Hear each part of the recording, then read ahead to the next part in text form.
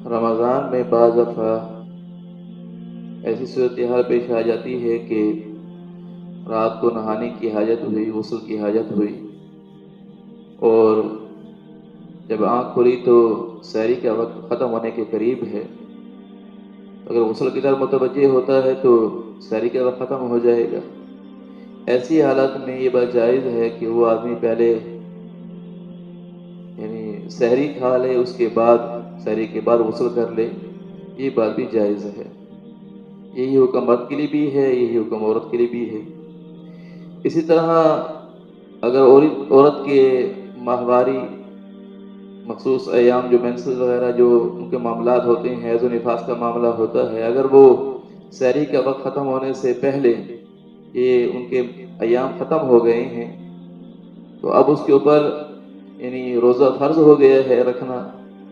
تو ایسی حالت میں اس عورت کے لیے بھی جائز ہے کہ وہ سحری کھا لے، روزہ رکھ لے، تو سحری کھانے کے بعد وہ غسل کر سکتی ہے، یہ بات بھی اس کے لیے بھی جائز ہے۔ تیسری بات یہ ہے کہ اگر بعض دفعہ کوئی ایسا مسئلہ بن جاتا ہے، داڑھ وغیرہ میں درد ہے، اس کی وجہ سے داڑھ نکلوانے کی ضرورت پڑ جاتی ہے، دانت نکلوانے کی ضرورت پڑ جاتی ہے، تو یہ دانت نکلوانا روزے کی حالت میں جائز ہے، لیکن اس میں خیال رہے کہ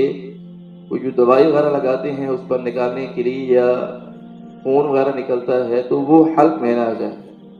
اگر حلق میں چلا جائے گا تو پھر اس سے روزہ ٹوٹ جائے گا۔ اگر دوائی وغیرہ یا خون وہ حلق میں نہیں گیا ہے، صرف داڑھ نکالی ہے، تو اس سے روزہ نہیں ٹوٹے گا۔ اس چیز یہ ہے کہ بعض دفعہ بعض مردوں کے اخلاق اللہ حفاظت فرمائے انتہائی بد اخلاق ہوتے ہیں، جس کی وجہ سے عورتیں بیچاری کھانا پکانے میں مجبور ہوتی ہیں کہ اگر ذائقہ صحیح نہ ہوا، یعنی مرچ وغیرہ نمک وغیرہ صحیح نہ ہوا تو خاوند سے ان کو ڈانٹ سننی پڑے گی۔ ایسی حالت میں انتہائی مجبوری کی حالت میں ان کے لیے بات جائز ہے کہ وہ صرف ذائقہ چکھ لیں اور مرچ وغیرہ نمک وغیرہ چکھ لیں، لیکن اس کا جو ذائقہ وغیرہ ہے، جو اس کا جو مرچ وغیرہ نمک وغیرہ جو بھی چیز ہے وہ حلق میں نہ جائے، چکھ کر اس کو باہر پھینک دیتی ہے تو اس سے بھی روزہ نہیں ٹوٹے گا اس کا۔